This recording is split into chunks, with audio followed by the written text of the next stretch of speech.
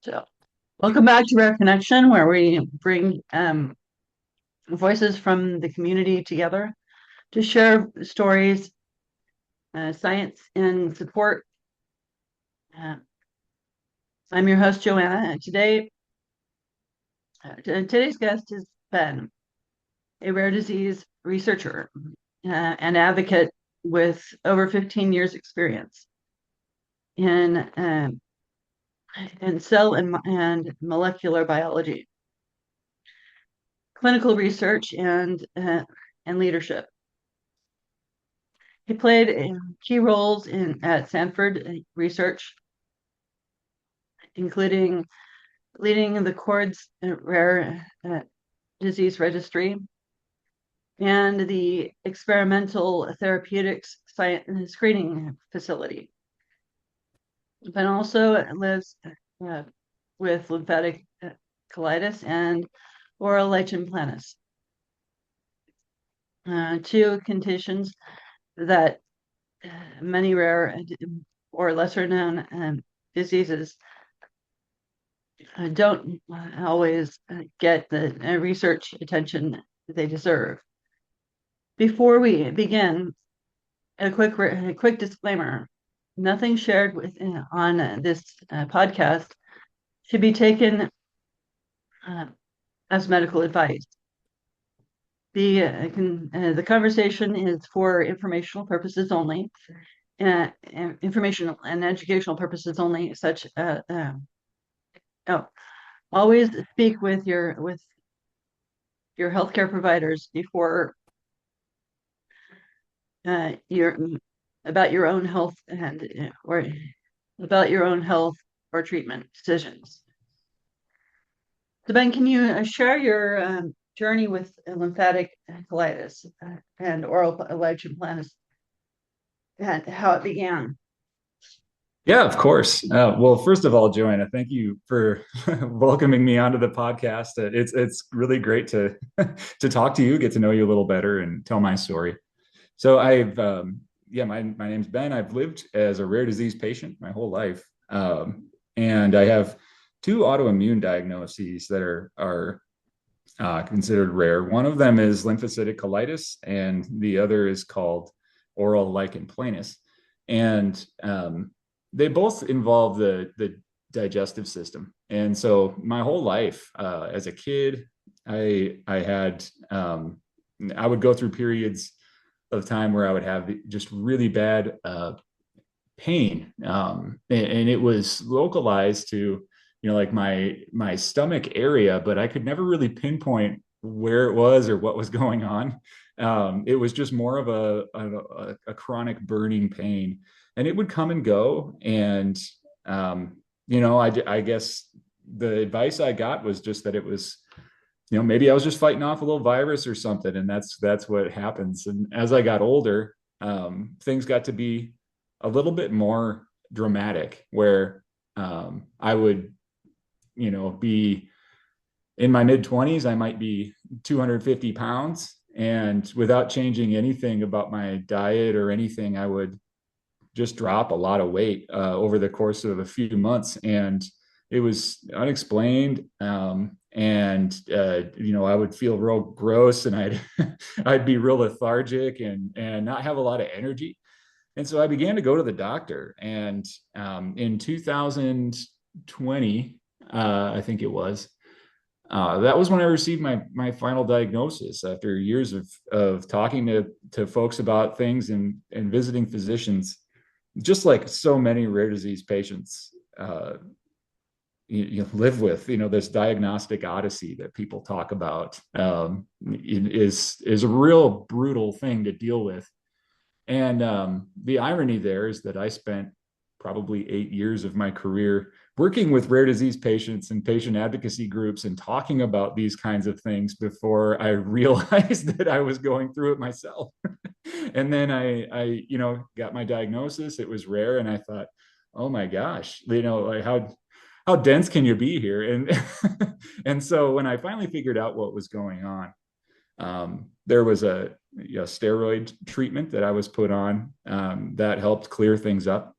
I was on steroids for about 9 months, And the thing that my GI physician was most concerned about was that, especially lymphocytic colitis, is a disorder that's essentially your immune system, your lymphocytes, your white blood cells, line your whole colon, your whole digestive system there, and they begin to attack that tissue, that mucosa that just lines the inside of your intestines, and you can imagine it kind of like gumming up the works. It has consequences where you don't absorb things as well, and it becomes very painful at times.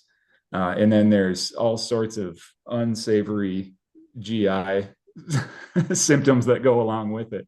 And so the concern that my physician had was that this is usually something that occurs in older folks. It's something that kind of develops or is becomes problematic later on. And so a steroid treatment, long course of steroids, isn't usually something they have to worry about. At the time, I was in my early 30s. And so they said, you're just too young to have you on a constant steroid. And so they said, let's try to taper off of that, and hopefully it will go away. There is kind of a one-time version of lymphocytic colitis that you can cure with a course of steroids, and it may never come back again. You might not ever have another flare. But then there's more of a refractive type, which is what we kind of assumed I had, since it has come and gone over my whole life. And yeah, sure enough, as soon as I went off the steroids, everything came back. And so, that was something that I did. Really, I joined a Facebook group that, did what folks do. You try to find other people who can relate, and you ask them questions like, how are you dealing with this? And that's when I adopted a diet, an autoimmune diet that's been developed by physicians and dietitians and patients, where I can eliminate some autoinflammatory foods and just kind of help control the severity and the frequency of flares. They definitely don't go away, but the ones that I do have are relatively short-lived comparatively, and not as severe. And so that's kind of how I'm dealing with it. But as a part of that, your immune system is your immune system. And so I have another diagnosis called oral lichen planus. Lichen planus is like a dermatological disorder, and it's not rare. People get it. It can look like little ulcers, or it can look like a little webby pattern of rash anywhere on the skin. It is rare to have it in the mouth, and people don't. I saw dermatologists, I saw rheumatologists, ear, nose, and throat. You kind of went all around, and everybody kept saying, this really isn't what we do.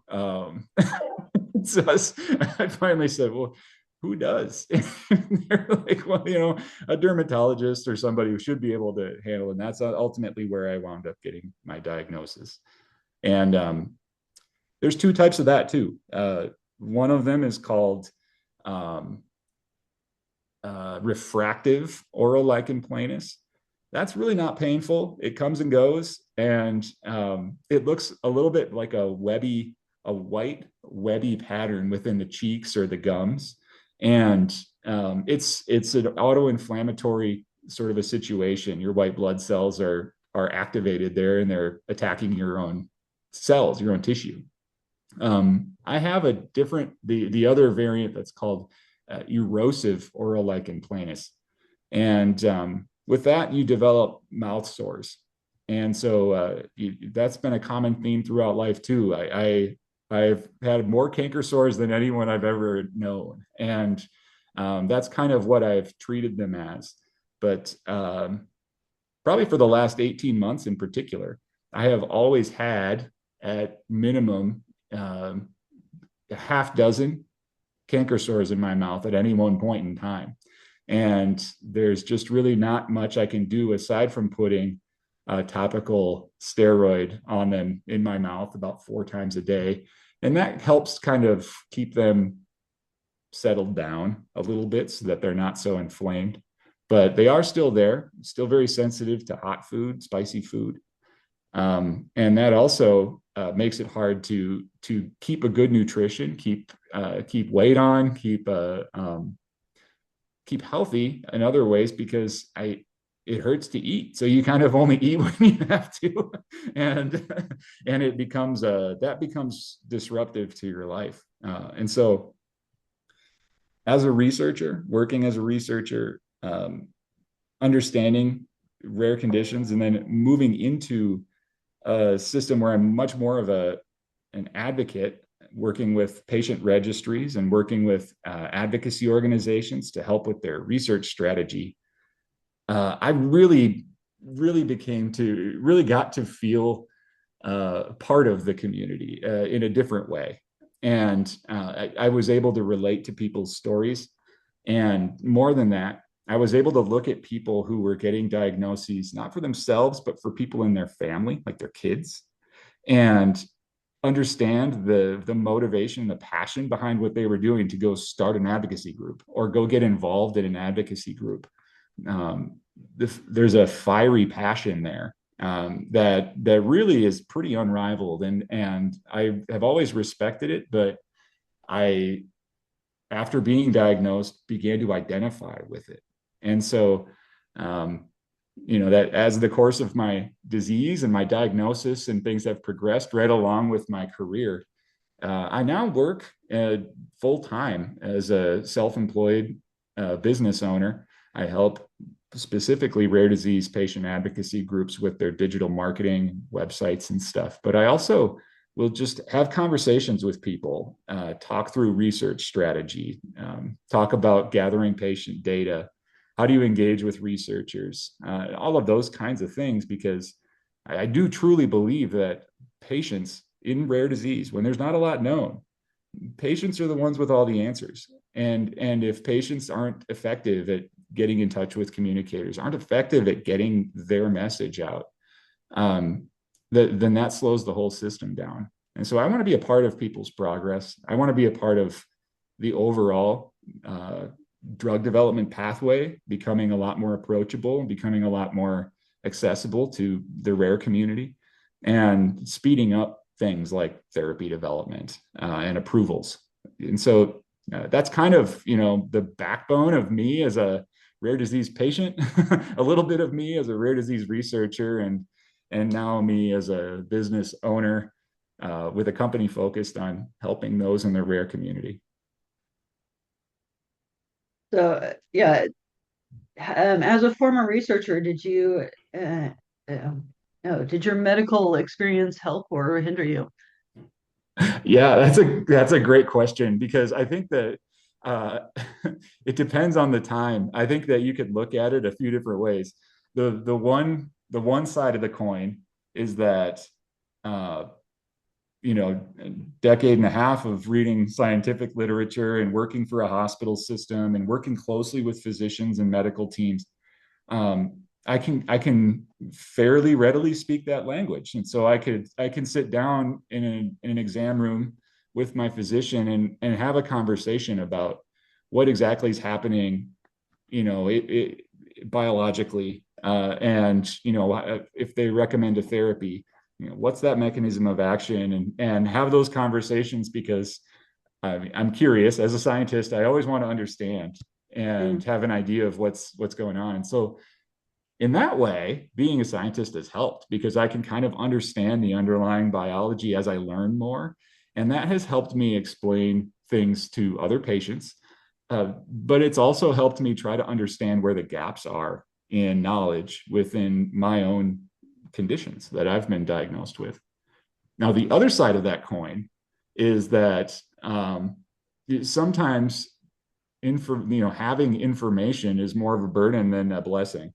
And so knowing those things while trying to stumble through it can be a little bit nerve-wracking, because you're constantly thinking through all of these worst case scenarios and all of these wild things that could go wrong. And that understanding of how excuse me, how diseases can progress, um, can make that whole experience a lot more anxiety driven. And so I think that it's helped me have conversations, it's helped me understand, but at the same time, it feels overwhelming sometimes with the grand scope of it all, and trying to know that I don't have any more answers than anyone else, but have that kind of need in my mind to try to find them without any resources. Uh, do doctors take your symptoms seriously or right away, or especially with something like oral lichen planus, or which is often misunderstood? Yes. Yeah, that's another great question. There's a common tale told within the rare disease community where a patient goes and sees their primary physician, and they feel dismissed or they feel misunderstood or unheard. And that's certainly been part of my story. That's certainly been part of the journey that I've been on. But I do want to point out that is not for lack of physician compassion and the care. My physicians, at least, have always been very honest about saying, this is about what we know. So I can answer that question, but I can't answer the next one. And and so I think that with the oral lichen planus as an example, like I said, for about 18 months or 2 years, I've had canker sores in my cheeks. And this has been the worst, most chronic flare that I've been dealing with. Is come and gone. So there have been periods in that 18 months where I haven't had any. But they come back, and it's been this really annoying period of time. And I saw a number of physicians during that time, and they understood what I was talking about, and they understood where I was coming from and my frustration. But the answer that I would get a lot was, I think you're just biting your cheeks in your sleep. And so it was buy a mouth guard, sleep with a mouth guard on, and then that didn't help. And so it was, well, maybe get a mouth guard for your bottom teeth too. So you've got a mouth guard on your top teeth and on your bottom teeth, and try sleeping with that. And they still didn't go away, and they're still there. And so it was this really long period of trial and error to finally arrive at a spot where it was like, I don't really know what we can do here. Doesn't seem like there's much that you respond to. And so it's just a matter of trying to find the right sort of like an oral steroid cream that I can put in my mouth every day to try to keep them as calm as they can become. Yeah. So how did living with these conditions reshape your perspective on clinical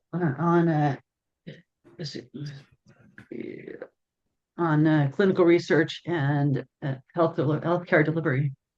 Yeah, it's been absolutely critical in my understanding of how things are working and going.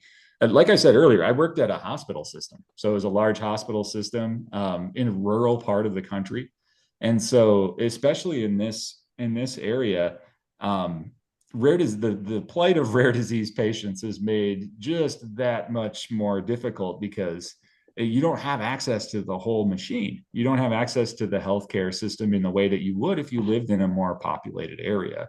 There are people that live in my part of the country that have to drive 2 to 3 hours to see their doctor just one way. And there's or longer. There are women that travel 3-4 hours for prenatal visits, and so it's a thing where healthcare is not readily there for you. And so when you live with a rare disease, it's even more isolating than I think people give it credit for. And so as my story has played out, and I became a leader in a clinical research department and became involved with learning all of the ins and outs of how the FDA wants people to conduct trials and everything, I started to get an understanding of, well, I have this disorder, and I can look up papers and I could look through the literature, and I can see that there's a lot of conflicting information. I can see that there are different conclusions from different hospital systems. And there doesn't seem to be like a really robust consensus about like how we can approach things and what we can do to fight against it. The other thing that I noticed was that a lot of things were based on really small numbers of patients. So there might be like a research study done at one university, and maybe they include 20 patients or something. And then they have their conclusions drawn from it. And there's really good like anecdotal evidence there. And it gets you right on the right path. But just like with every rare disease, you're never going to really achieve that like powerful statistical significance to say this is what we've got to do. So as I understood clinical research and as I worked with the hospital system, that's when I began to get really much more involved or much more thinking about the use of healthcare data, healthcare delivery, as medical records are electronic now. Then we're not, at least in most places, we're not keeping paper medical records anymore. The push towards AI in healthcare. How can we take all of this data, this massive pile of data that the healthcare system has collected about each of us over the course of our lives, and then how can we multiply that across a diagnosis and help ourselves? And so, my interest in trying to dive into and understand the data behind healthcare delivery, between the receiving healthcare, what's in your medical chart, and then balancing that with the survey results that you can collect in a patient registry. Say, okay, yeah, we've got all these lab values, but that doesn't tell us how well this person sleeps at night. That doesn't tell us how often this person feels sad. There's all kinds of different quality of life things that you have to collect too. And so, yeah, I think for easily the past 10 years, as I've progressed with my disorder and come to understand where the clinical research industry has kind of fallen short in looking at that sort of thing, I myself have just kind of begun to become more and more interested in learning and understanding how different healthcare systems within the US, how different healthcare systems in different parts of the world collect their healthcare information, where that data is stored, how people can merge it together, and then how overall can we use new tools like AI to uncover correlations or uncover linkages between different things that just would not have been seen before. So I think that has shaped my view of clinical research and my view of research in general quite a bit. And I think that we're in an exciting time as those tools are being developed and as those things are coming out, because I do think that we might be able to uncover some more causative ideas about what's behind all of it. Mm-hmm.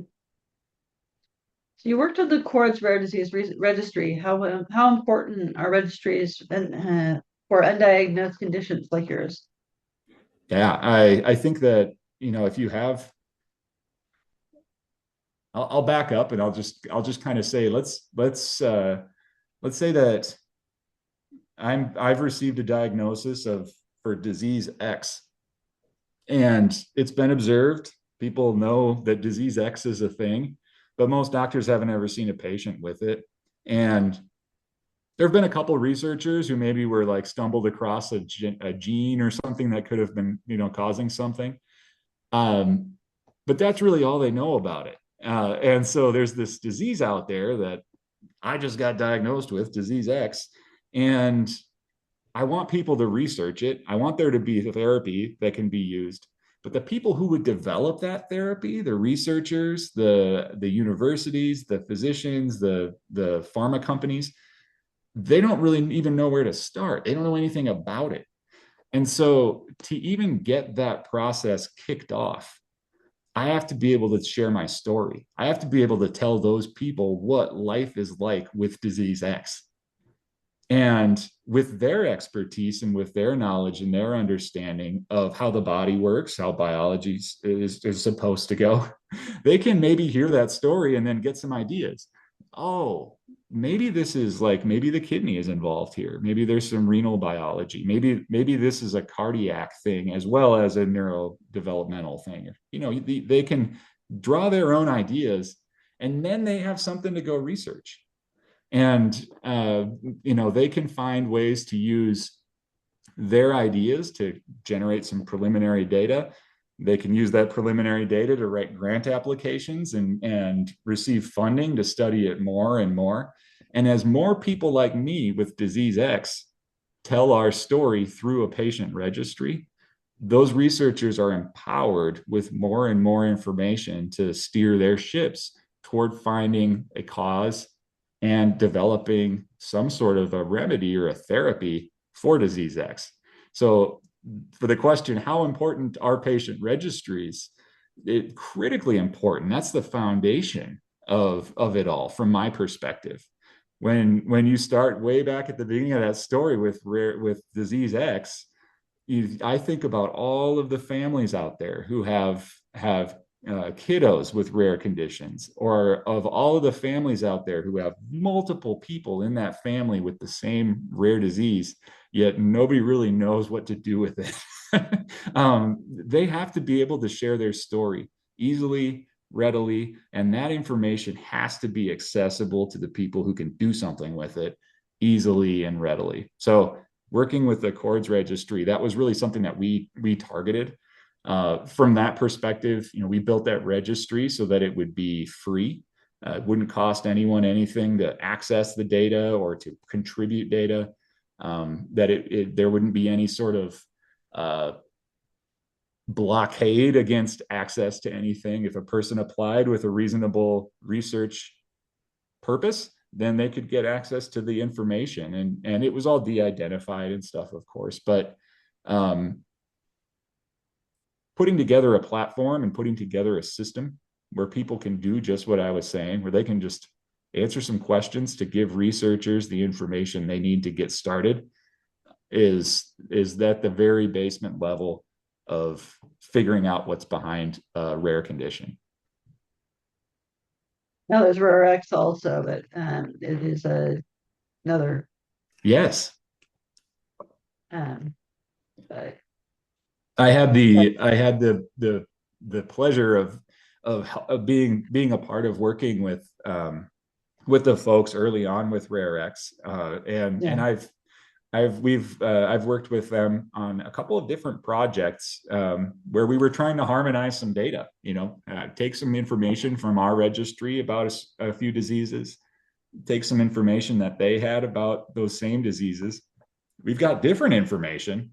How do we combine them? So then those two data sets become even more powerful for researchers. yeah. And I think that there needs to be a lot more of that. The folks with Rare X that I've worked with, and certainly the people at Chords, but Global Genes and all of those bigger organizations. The Every Life Foundation is another one, advocating for policy changes in DC. All of those groups have this really, really well laid out system for cooperating with each other and for collaborating. And I think that as a professional, that's always been one of the most refreshing things about the rare disease community, is that we can all sit here and go, yeah, we're all like, I've got these challenges, but I can look out at this like vast sea of people who have one of or multiple of these 10,000 other rare disorders and understand that they all have the same problems. And so you can then take people from different rare communities and say, we have different diagnoses, but the challenges we're facing are the same. Our diseases might be completely and totally different, but we're still trying to overcome the same sorts of barriers, where we need to come together and figure that out. And so professionally, I've always just been so impressed and so relieved to find how readily people want to work together on things, and that I've carried that spirit into my own business. I'm genuinely here to help. Yeah. I find that most rare disease patients also have more than one. Yes. Yeah. And I have very few people I know of only have one. A person in England that I talked to put it perfectly. He says, some people collect stamps, some people collect coins. I seem to collect rare diseases. And you really need two kinds. You got to collect something, right? Yeah, Yeah, I wish I just stopped at baseball cards instead of diagnoses, yeah, but no, it's true. I think, I'm no exception. I have two diagnoses. I think that there's something to be said for that because in my case, both of them are immune conditions, and the immune system is just like every other system in our bodies. It's like at its basis, um, it's developed built from our genes, from our DNA. And so, one of the things that I hope we can do as a research community, or that I hope that the healthcare and medical communities can put together for us going forward, is that we can use some of the data that we know, leverage tools like AI and some of those other things to say, hey, Ben's got these two diagnoses. They're both autoimmune, they're both part of the GI system, but they present in very different ways, and they're in different parts of his GI system. And they are diagnostically two very different things. But does he really just have one genetic anomaly that's causing both of them? Right now, there's really no way to answer that question without just throwing darts at a wall. Spaghetti at the wall is the analogy, and just seeing what sticks. And I hope that AI tools like AI, or integrated research using mm, big data, can help researchers have a lot more of a targeted place to start when they're trying to figure out some of those genetic underlying causes of disease. yeah.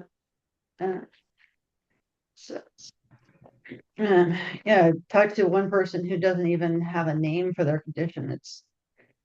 There's very, I can't even imagine that situation. It's Yeah. not even be able to talk to people about it because and she ended up being a teacher with a lot of these. I mean, she Yeah. works with home care, she works with with EMS, a whole bunch of different healthcare systems, and so um, but it's basically a genetic code is all she has to to go Yeah. off of. There was a time when people they used to name diseases. I guess maybe they still do to some extent, but diseases would be named after whatever researcher discovered them, usually. Sometimes they would be named after their, like, the first patient documented and stuff. And so you wind up with things like Down syndrome, where there's Yeah, an investigator with the last name Down who described yeah, it. So there's things that go that way. Um, some of the problems that have gone along with it is that it's not descriptive at all. So if you didn't know what that was and you just heard it called Down syndrome, you have no idea what's going on at the face of it. Whereas if you said trisomy 21, you'd know, oh, they've got 321, chromosomes 21. yeah, Um, so I think that they've gotten away from that a lot. And so, yeah, you do wind up with people having a rare condition undiagnosed. There's really no idea what's going on. Usually they go do some genetic sequencing, and the sequencing results come back with these things that are called VUSs, variant yeah, of unknown significance. And basically they say your genetic code seems to be okay, with the exception of, like, this little region here. You've got these VUSs, and I can't tell you that they're causing your disease, but this gene seems to be mutated, in a way that could cause your condition. And there can be like a little bit of a cascade from that. And so then you wind up with new diseases arising, and they're just named after the gene that's mutated. And so then there's this alphabet soup kind of a thing that you wind up with, where instead of Down syndrome, somebody's last name, you wind up with, like, um, CACN1A. It's kind of a yeah. similar thing. Like, I don't know what that means. Yeah, she has a trisomy 6 and a Q4. So there's a Sure. Q4 syndrome, Yeah. but Oh, and trisomies you. are a little less. Oh, okay. You wind up with with interesting things too. For instance, you can have Angelman syndrome, which is a Yeah. deletion on the 15th chromosome, I believe. But in that same region, if instead of a deletion, you have a duplication, then you have a completely different rare disease. And they tend to call that, Dup15q is like a name for it. And so you can have the same part of your DNA like messed up, for lack of a better word. You can delete things, you can add multiple things, you can change the way they're written. Hmm. Depending on what's going on, you can have different disorders entirely. And that's another thing that just makes it so complicated, because a lot of times there's not just one gene that's causing things. There's multiple mutations in multiple genes that create this like perfect storm of awful biology, and you wind up with a disease. So I think that some of that is, beneficial, and some of it can be, harmful too, because it doesn't really lend a lot of information to somebody who's living with the disease to basically say, yeah, you don't really have a real name for this. Yeah. That's worst case scenario right there. And Yeah. do you see patterns between mucosal autoimmune diseases like yours, or should you be studying these overlaps more closely? Yeah, that's a good question. I don't have like a strong background in understanding some of the dermatological stuff. I can say though that I have oral lichen planus. My mother has oral lichen planus. I have some others in my family with it. There must be something genetic going on there, uh, because it seems to be hereditary. On the Mm. other hand, I have an aunt with a disease called Behçet's syndrome. And Behçet's syndrome is another autoimmune disorder. And part of that is ulcers in the mouth. And so that was one of the things that I was tested for too. I didn't wind up having the autoantibodies for Behçet's. And so we were able to rule that out. But Behçet's comes with other mucosal issues. You get ulcers in the lining of your eyes, in your tear ducts, and the insides of your eyelids. You get ulcers in your nose, your anus, your genitals, and they're incredibly disruptive to your quality of life.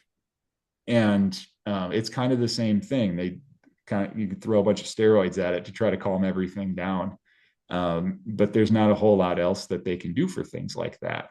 So thinking of these two different diseases that are in my family that are both autoimmune, that both impact mucosal membranes in a similar way, that those types of like of observations that I can just make in my own life are interesting to me, because it just highlights that maybe there is something underlying these things that we just don't understand. Maybe there's some part of the genetics of immunity that we can't quite tease out.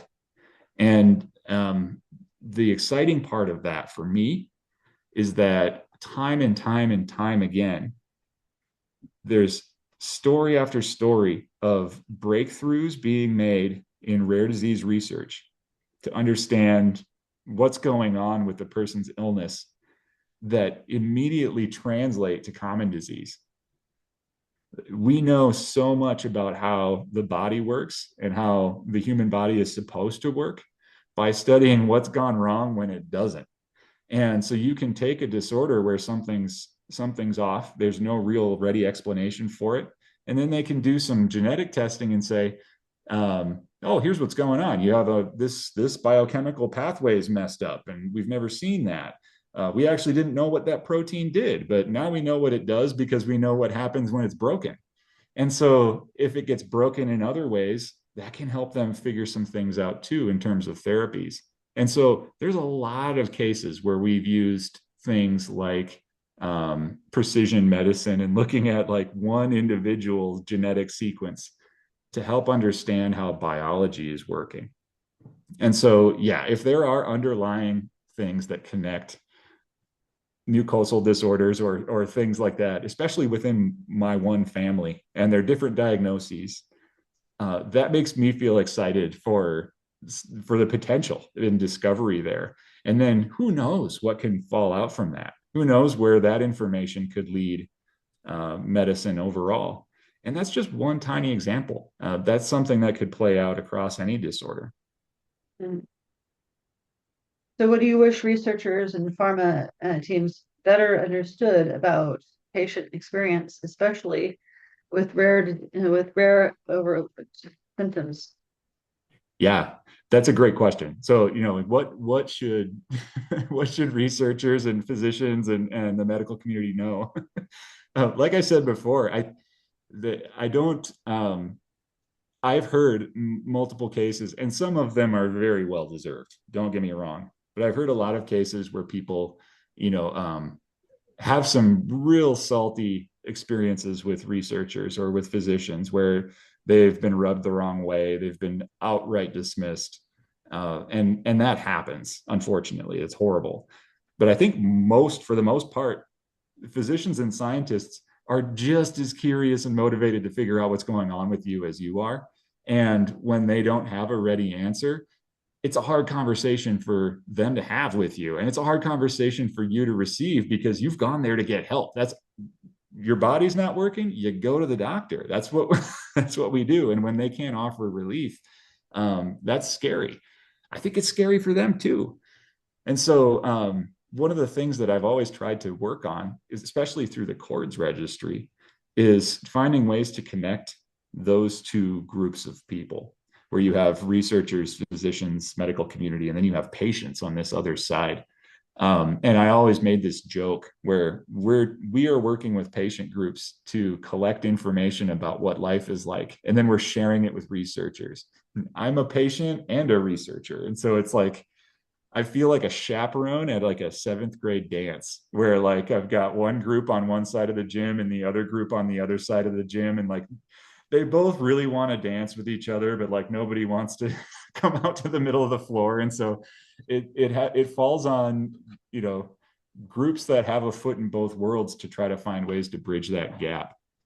I think one of the big things that I wish the research community could embrace and even leverage a little bit more is that the patients have that story that they want to tell, that they need to tell. And I also wish that researchers could understand that a patient is maybe not going to get really super excited because you can now accurately measure their enzyme levels or something like that. It's like, yeah, that is really exciting. Cool. How's that going to help me sleep tonight? Like, how's that going to make my blood pressure go down? How's that going to make my anxiety go away? There could be any sort of big disruptive disability that your disease is causing, and I think sometimes researchers are looking so deeply into like the biology of it that it's unintentional, but I think that it's easy for you to lose sight of the fact that there are human beings out there living with this thing that's wrong, and that framing success has to also be framed in a way that translates to success for them. You can't just say, now we understand what this protein does, so this is great news. Because a patient's going to say, awesome. So like next month, will you be able to release a drug I can take? It doesn't work like that. And so I think there's this understanding of what's valuable to the different stakeholder groups. And then when talking about big wins, there also has to be some sort of a dialogue to explain why that's such an exciting win. And it goes two ways. Maybe the patient community has been really successful in building a group of people and gathering data in a registry. And so if they say, we've got 100 people that have filled out our survey, a naive researcher or somebody who's not really into the clinical research side of things might be like, okay, cool, but I can't do research on questionnaires. There has to be some sort of an explanation to say, well, yeah, but this information tells you what life is like. And you might be able to do some work down the road that can provide some relief. Or the work you're doing today could provide relief for future patients. So I think that I don't know that there's necessarily a thing like content that I wish researchers in the medical community knew. I think they already know it. I think everybody already knows it. There just needs to be a lot more straightforward, frank, honest, respectful dialogue between those two groups as research goes on, especially when patient groups are funding it.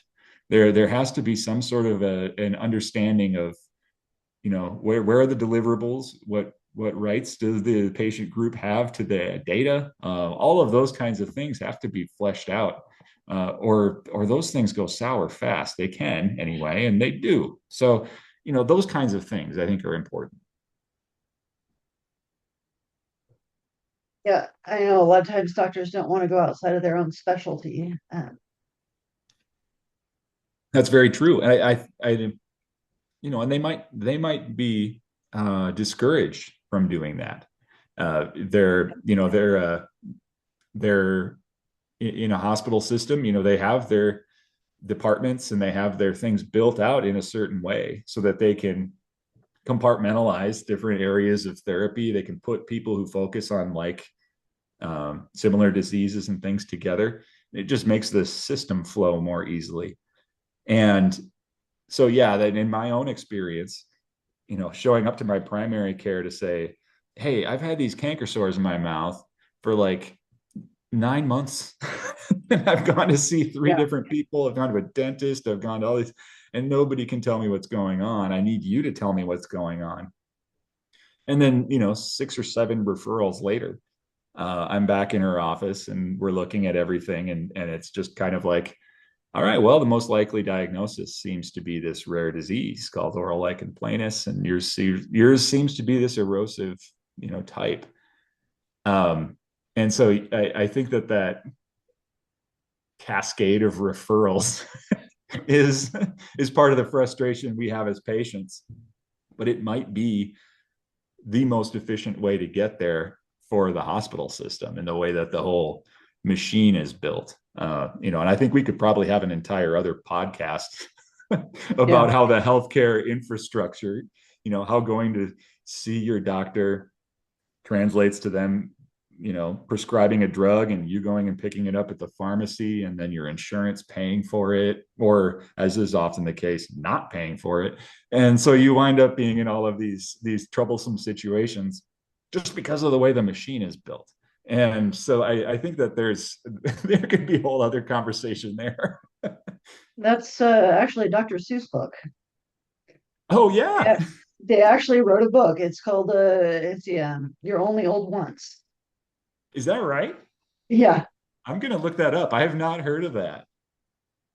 yeah. He wrote a couple of books for adults also.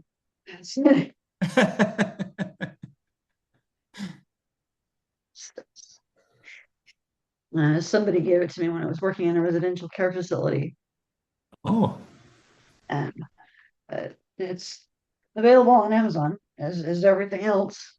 yeah, right. Well, Dr. Seuss is big in our house. I've got 4 kids, and I think I've read. I thought that I had read every Dr. Seuss book out loud probably a million times, but now I'll get to add one to the pile. Yeah. Let's see. What has helped you most in coping with physically, mentally, emotionally with with chronic symptoms and stigma? Support from those around me, from my wife. I I've often told her I don't really um, I can't imagine how tough it's got to be to be married to somebody who just constantly got like these weird medical things that we have to get chased down. It's frustrating, it's expensive, it's painful, puts pressure on her. Um, it I mentioned during flares I get really tired. One of the big reasons that I've pushed so hard to become self-employed was just the amount of time that I was spending working would get balanced by getting home at the end of the day every single day and sleeping for like 3 or 4 hours, and then waking up and having my own dinner by myself and then going to bed later. And um, it just wasn't a good way to live with the family. And so I say all of that because, in spite of my own conceptions about how much living with somebody like me would suck, my wife still does it. And she's there every day, and she's patient, and she takes care of it. She does the things that I can't when I can't. And she's always there for me 100%, the best partner I could ever ask for. And so for me, it's that support structure that has made it easier to cope with things and easier to wrestle with stuff. She's Mhm. been there when I struggled without a diagnosis, and I was, anxious and depressed and all of that. She was also there when I was able to get a diagnosis and finally have some papers to read and finally have some things to look into and feel like there's some hope. And so this whole roller coaster ride for me, not having to ever go through it entirely by myself has been the big thing. And a focus of mine on advocacy, I think, is powered by that feeling.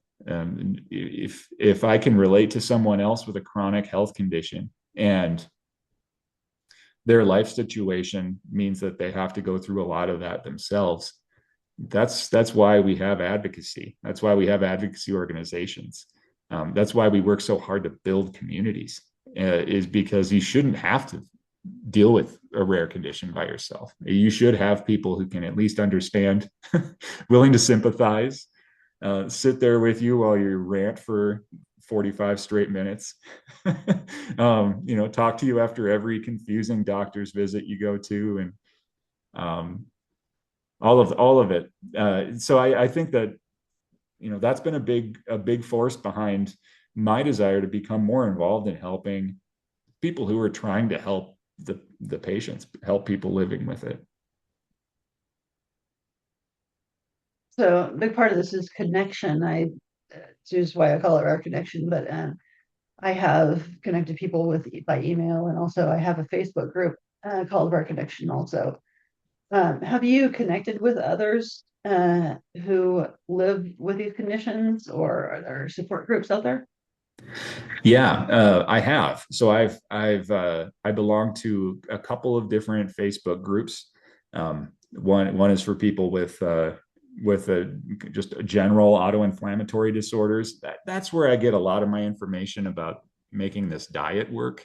It is a very disruptive diet. I've had to eliminate refined sugar, grains, dairy, soy, and so I basically eat, meat, fresh produce. I can eat like sweet potatoes, that kind of stuff, nuts. But I can't have, the stuff that I've loved my whole life, pizza, can't do it. Mm. So I think that I've picked up most of my favorite recipes through groups like that and getting to know them. But from a patient perspective, I'm part of a lymphocytic colitis group. I should back up too. Lymphocytic colitis is a subtype of a larger diagnosis called microscopic colitis. That basically just means you have this inflamed digestive system, and the only way that it can be diagnosed is through a colonoscopy and a bunch of biopsies that they take throughout it, and then looking at your cells under a microscope. And so there's two types. One of them is it's more of a like collagenase, sort of a collagenous colitis is what it's called. Mhm. And so there's the that in that situation, unlike mine where it's lined with lymphocytes, with active immune cells, in collagenous microscopic colitis, you wind up with scar tissue lining the whole intestine. And that scar tissue is real tough, and that can prevent uh, things from being absorbed. That scar tissue itself causes inflammation, causes pain. And and it brings about a lot of the same symptoms. And so, yeah, there's things like that. There's even a school of thought where lymphocytic colitis and collagenous colitis are just two phases of the same disease that hasn't really been identified yet. Where for a while you have your immune system attacking your tissue, and then after a while your tissue builds up scars on top of that, and so you migrate from one into the other, and there's no evidence for any of that. It's all kind of conjecture, and there's no evidence for anything because it's a rare disease. And so getting to know other patients through those communities is good. The other thing that I think has helped me, especially with lymphocytic colitis, is that it's not considered rare in some communities and in some parts of the world. And so, this is a really dramatic example or analogy, but you can take something like sickle cell anemia. In Finland, sickle cell anemia is probably pretty rare. That's a very rare condition because it's a disorder that predominantly affects people who are from sub-Saharan area, from Africa, from the Caribbean, from places where there's a lot of mosquitoes. And the sickle cell disorder, from my understanding, is something that lends some not immunity, but resistance to developing malaria if you're bitten by mosquitoes. So because that's an advantage, it's genetically carried out. I think that with something like that, when you're in a more like in Africa, I actually had a conversation with a guy from Ghana, and I was asking him about rare diseases in Ghana. And sickle cell anemia came up because that's something that we talk about as being rare here in the United States. And he kind of said, "Oh, that's not super rare here. Like in Uganda, there's a lot of people that have sickle cell anemia. They still don't know any. They don't, they still know as much as anyone else, but the incidence is higher. And so with lymphocytic colitis, it's higher in European populations than in others. It is considered rare according to the U.S. government with their GARD database. But in Europe, it's considered chronic, uncommon, or something like that. We have these arbitrary kind of definitions of where things fall.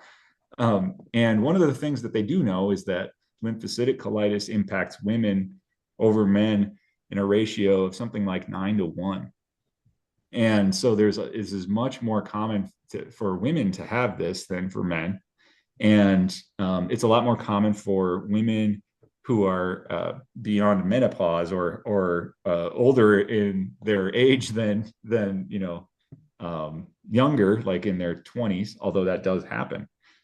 And so when I was learning all of this and going through my diagnosis and talking to my physician, and they were telling me that this is usually something we see in women in their 60s that are 70s, like in a 9-1 ratio. That's just what we know. I walked out of the hospital that day thinking like, well, I can think of like one thing I have in common with women who have lymphocytic colitis, I guess. I don't really know what to do with that information. And joining that group and getting to know other men who have it has been good, I think, mentally, just because it's I can ask questions about being a guy, and having it, being part of support groups for it, can sometimes be you identify with the people in the group because you all have the same diagnosis, but maybe some of the ways that it presents are different for women than for men. And if the majority of them are women, then it's tough for me to relate in those sorts of ways, and vice versa. And so being able to connect with other guys there has been good. Has been good for me. Yeah. So you mentioned there's a dietary option part to the lymphocytic uh, colitis. Is it how does it differ from the ulcerative colitis? Yeah. Well, I don't entirely know, like diagnostically, how it differs. I do know that the thinking is that, and this isn't just in lymphocytic colitis. This would be across a lot of different GI disorders. There's this thing called leaky gut syndrome, and so in your colon or in your intestines, your cells are real close together, and they have these very small gaps. And so you can have in a healthy tissue, there's very like specific little pathways for molecules like chewed up protein, to go through. And usually, if you think about a protein like a chain with different links in that chain, in proteins, the links are called amino acids. If you're digesting food and your proteins typically get broken down into like these little chunks of chain of like three links, Mhm. those can pass through the digestive wall perfectly fine. And when they get into the blood, your body makes use of them and turns them into new proteins, and it helps your body stay healthy. And it's just part of our metabolism.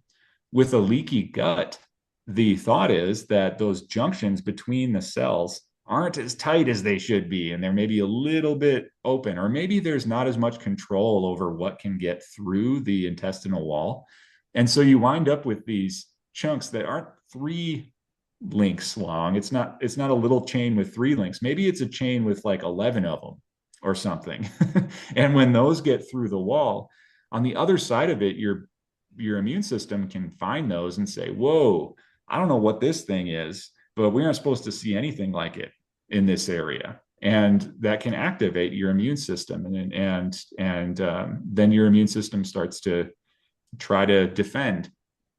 In reality, there's nothing to defend against. It's your body breaking down the food you've eaten. And so that can come about in allergies. That can come about in things like Crohn's disease, or in disorders where there's a really high impact from gluten, eating gluten. That gluten has been identified as a protein that's susceptible, for whatever reason, to being broken down in that way. And people with a leaky gut can benefit from cutting it out of their diet. Um, the milk protein casein is another example of that. People will cut out dairy because there's proteins in the milk that can get inappropriately broken down and go through that intestinal wall and then cause inflammation. And I don't know that any of that is like proven, observed. I think I mean, it might be, but in terms of lymphocytic colitis, it's more of a theory than a science. I don't know that that's really solidly established, but you do see that in other disorders. And so I think that that's one reason, I guess, like for myself and anecdotally, the really the only thing in my life that has been helpful has been controlling my diet and what I eat. And at least in that example, through my own experience, that theory makes a lot of sense, I guess. Maybe there's just maybe my body just has different messed up ways to absorb things or whatever. Yeah. So yeah. I find it kind of interesting that um, most of the medical professionals are on the East Coast, and all of the healthy food is on the West Coast. And it's like there's got to be some sort of correlation there. Yeah. I think there's also a high correlation between um, healthy diet, health outcomes, whether it's a rare disease or not, and socioeconomic status. Yeah. And so there's that thing where if you can't afford to buy healthy food, you don't get healthy food. And if the reason you can't afford to buy healthy food is because you've got a whole ton of medical debt from a rare disease, then Yeah. just by virtue of the way you were born or the way you were made or by whatever whatever means your disease came about, I mean, they're always out of our control. Um, just by virtue of that, now your whole life is impacted. Yeah. You're, and so um, I think that there's a lot of like, it's all tied together, and it all comes down to having a giant impact, not just on your quality of life as a patient, but on the quality of life of your family, of your kids, of everything, because it does impact you economically, impacts your overall health, access to healthy food, those kinds of things. And at the end of the day, it impacts your ability to even go be seen for the healthcare that you need. Mm. So yeah, it's all one big large ball of twine that I think is really hard to unravel. But there's a lot of people out there trying, thankfully. Yeah. There, so the there's a bill for, I know it's connected to ulcerative colitis, but I don't know about the others. The It's called the Medical Nutrition Equity Act that I've been fighting for probably about 20 years now, along with the rest of the metabolic condition community. Mainly, it started with PKU, but uh, I have a condition called homocystinuria that's also part of it. But it would mandate that healthcare companies cover the cost of medical foods, medical formula, and vitamins. Mm-hmm. And so the medical formulas tend to get mixed up with the baby formulas because, Right.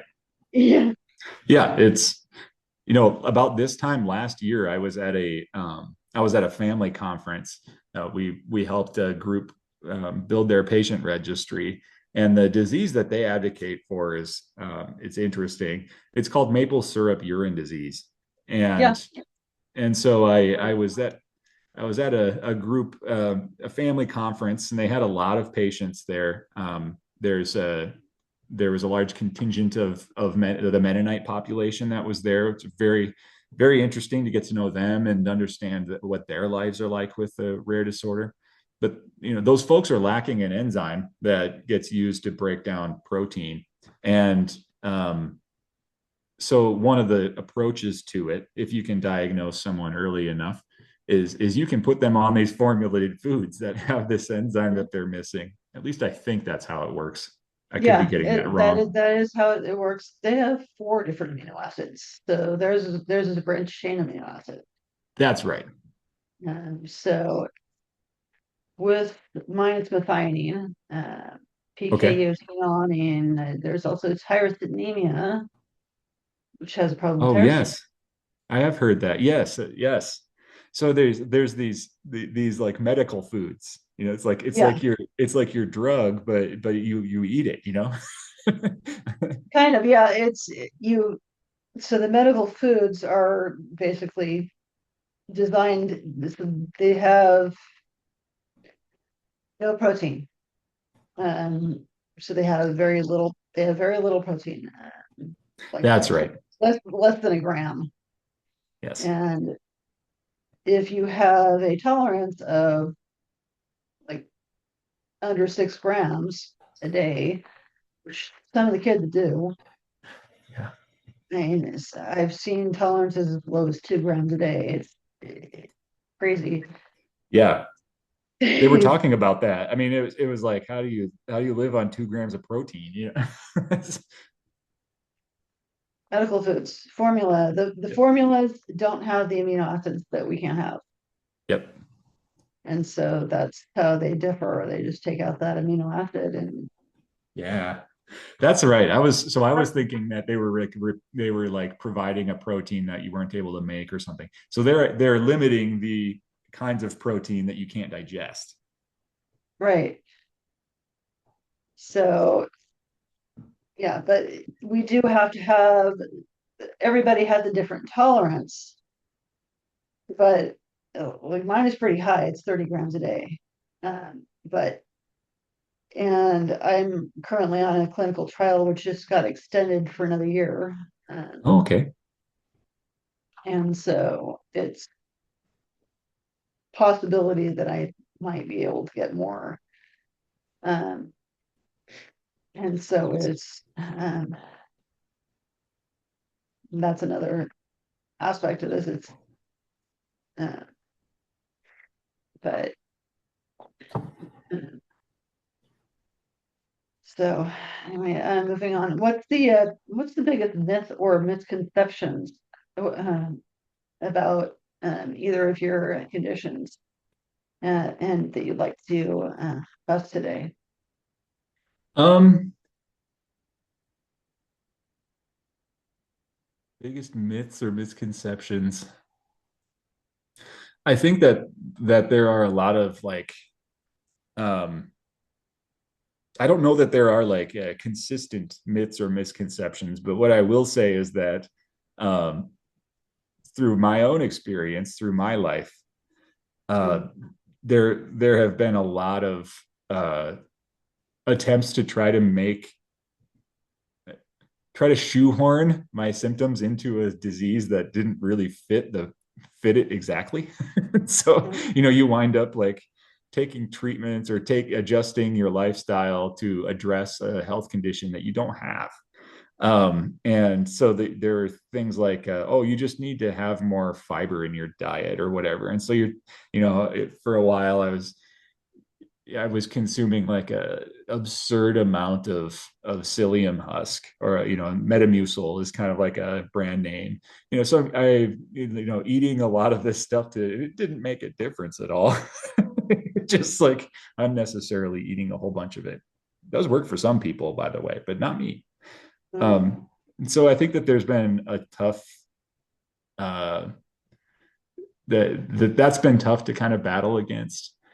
Um, Yeah, I think that maybe the biggest misconception that I would say is that you can neatly define any either of these diseases. That there isn't a real solid picture that you could paint for either lymphocytic colitis or a lichen planus for that matter. Uh, there just isn't enough known about it, and so there's this kind of spectrum that exists across the whole thing. And some people are affected much more severely than others. And um, it can be a challenge to try to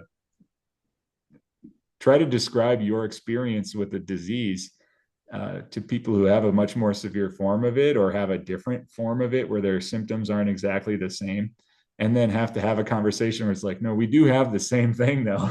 mm, And go from there. So I think that just as people, we want to try to put things into neat boxes and have if this box is blue, it's blue, and there's not going to be any purple things in there. It's all blue. But that's just not the way that it works. mhm. It's kind of like the zebra as a mascot for the Yeah. rare disease community. It's just zebras exist. Doesn't matter if it's not the most likely cause of the hoofbeats. It's just they're there. Yeah. So what gives you hope, and what changes would you most like to see in the rare disease space in the next 5 years? Oh, that's a big question. So, like, what gives me hope? I think I alluded to it a little bit earlier. I think that there's like philosophically, I think there's a lot of things that we should be very cautiously proceeding forward with in terms of AI. But I get a lot of hope from the thought that in rare disease in particular, any one of us goes to see one doctor who diagnoses us. But we might be the only patient they've ever seen, or we might be like one of a handful of patients that they've seen. And so the diagnosis and the medical understanding of a disease is isolated into these little pockets. And all of those doctors might not talk to each other frequently enough to really paint a good picture of what this overall patient community looks like. But if you were able to train an AI, or if you were able to use AI technology to integrate some patient outcomes with medical record information and all of these things, they talk about this. They talk about this like kind of, you could think of it kind of like an AI chatbot, but it's like an AI primary physician, and this tool would have so much information at its disposal to draw correlations, to connect dots that wouldn't otherwise be able to be connected. I have a lot of hope that especially for people who are living with rare diseases in rural parts of the country where they don't have access to these kinds of things, that technology will get to a point where they'll be able to be seen just as clearly as someone who has access to every specialty on earth. They'll be able to get answers the same way that somebody else would, that lived in a much more populated place, or maybe lived in an area where, if they were in Baltimore and they could go over to Johns Hopkins, they're going to be seeing people at a very, very high level research institute, research hospital, lots of really smart people there. And that's not to discredit any like research institutions that aren't in big cities, but by any means, but they have a name, and there's a reputation there. So I get Yeah. hope from the thought that technology will improve to a point where we can use it to try to bring some equity to the access people have to information and diagnoses. What was the second question you had there? Sorry. On that part of it, what changes would you like to see? Would you like Oh, most like to see in the next in the rare disease space in the next 5 years? yeah. Um, I think in the next 5 years, within the rare disease community, I think that um, we would all benefit. Well, first of all, if we were able to, um, if we were able to put like our voucher system back in place for rare drugs and the rare drug approval pathways through the FDA. If we were able to, over the next 5 years, revive and improve upon the FDA's previous approaches towards allowing fast track approvals and moving things through in a way that provides a little flexibility. If I was studying, I'll use breast cancer as an example. Breast cancer is a devastating, horrible disease, deserves all the research it can get. It's also very common. And so if I was going to do a clinical trial on breast cancer and I needed to have 300,000 breast cancer patients in order to statistically say whether my drug works or not, it would take a lot of cooperation and it would take a lot of work. But unfortunately, you could find 300,000 breast cancer patients over a course of a pretty small amount of time to effectively run a trial. In a rare disease, there might not be 300,000 patients that have ever walked the face of the earth. They're in total, we might have only had 100 people. And so you're never going to be able to hit that same like statistical limit for to pass muster with regulatory agencies. And in the past, or I think in a ongoing way to some extent, the FDA is really accommodating to try to provide some answers there, especially now that we're in like N-of-1 clinical trials and those kinds of things. I would like to see over the next 5 years that expand. I don't know whether that'll happen or not. And I'd also like to see I guess I'd like to see some sort of action taken by whoever would need to take it to provide more protection for rare disease patients who don't have the medical coverage to pay for the therapies that they need, or they don't have the medical coverage to pay for the diagnostics that they need in order to receive a diagnosis. Maybe there is a therapy that they could take advantage of, but they don't have the access to the diagnostics that they would need to get there. I would love to see some sort of action taken where either private insurance is required to support certain things, or that programs are created to provide resources to rare disease patients that they currently don't have. And I don't know that there's a real great path forward without that sort of a movement for a lot of those folks. And in that case, those rare diseases are just going to continue to be rare. They won't have the diagnostic leverage that they could have, and they won't have the innovations that they should have if the community was more empowered, just by having like simple access to the healthcare system. Mm. Interesting. You're bringing up the same point as the last person I talked to on this. There's a company called RareGen that I talked to somebody from, and he's like a 16-year-old medical researcher and working with just adolescents. He Sure. felt that they should have a say in what goes on, and because they're the majority of the rare disease patients. And so, but he just went to a conference and noticed that all the researchers are in their 60s. Yeah.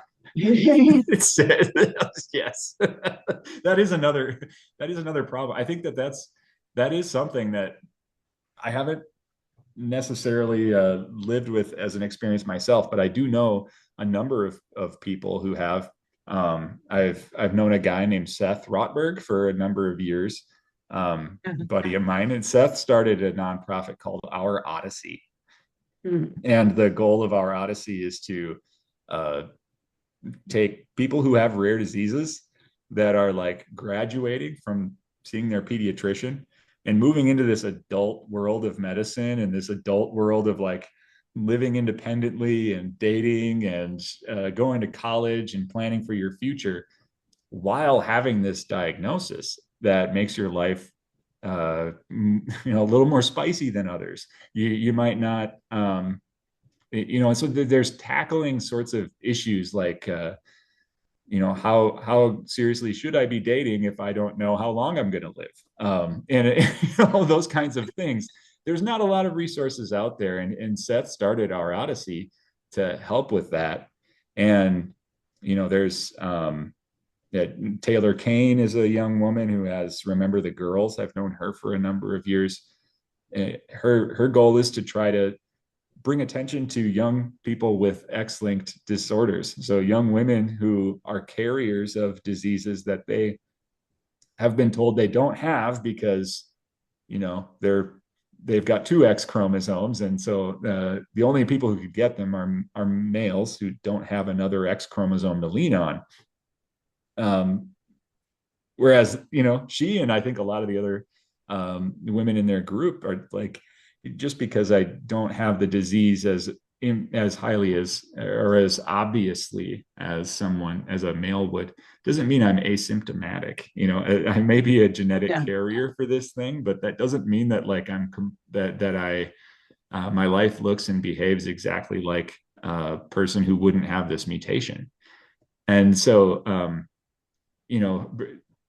both Taylor and Seth have kind of moved into advocacy from very young adulthood to say, I'm going to be I'm going to focus my advocacy on taking care of my peers who are, no longer children and don't have the network of support that children in the rare disease community might have.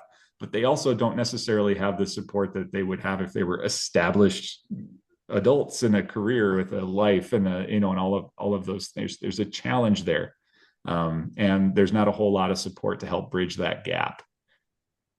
And if you think about it more, maybe if you think about it a little bit more long term, if researchers are doing their jobs well, if everybody's playing together well in the sandbox and we're making strides forward and everybody's making progress, there's a whole bunch of pediatric diseases today that will not be pediatric anymore. If there are diseases that where children are passing away before adulthood, and we're able to do something about that and give them longer lives, then you have a different set of issues. And that's something that happened in cystic fibrosis. The cystic fibrosis community this was a pediatric disorder entirely. This was in the 80s or 90s or whatever. This was something that impacted only children. And now with advancements and with drugs that have been approved and the things that are out there, you have adults with cystic fibrosis. And that's an evolution within that disease's research ecosystem that I think will probably get replicated in others too, as we know more about genetics and we're able to improve our ability to provide gene therapies or gene silencing technologies to try to at least get to the root cause of a disease, extend people's lives. All of a sudden, support networks and support systems that were built to provide help to sets of parents as they're taking care of their kids need to get adjusted to support the young adults who are no longer kids and no longer being totally taken care of by their parents. Interesting. It's an interesting thing to think about. Yeah. So thank you so much for to Ben for joining us today and sharing both of his professional and insights and professional experiences. If you enjoyed this conversation, you can find more episodes on Reconnection on my YouTube channel, Rare Chef, where I also do cooking videos there. In the audio version, you can find pretty much on any of the audio stations. Rare Connection also has a Facebook group and a Facebook page. We're also on X and LinkedIn. And there's also a private Facebook group. If you'd like to connect with our community there, if you'd like to reach out to me directly, you can comment below on the videos version of this, or there's also a link in the audio version to send me a text link in the show notes. If you like to support the show, there is also a support the show link in the show notes. Every contribution helps to keep these important conversations going. I'm also excited to share a new T-shirt that I just designed. I created for invisible disabilities awareness. This is so the sunflower is the symbol for invisible disability. I just found out. I didn't know that either. Yeah. And it's new since 2022. It started in the UK, actually.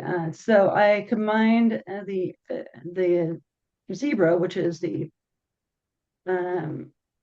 symbol for rare diseases, with the sunflower, and so it's a zebra laying in sunflowers on the front, and then it explains it on the back. And you can pick up that shirt on Bonfire. I'll have a link in the show notes on that, on both sides. And finally, if you or someone you know is struggling, please reach out for help. Please know that help is available. You can call the Suicide Crisis Lifeline at 988 or text HOME to 741-741 to reach out to a trained crisis counselor. You are never alone. Thanks again for being part of the Rare Connection community, and I'll see you next time.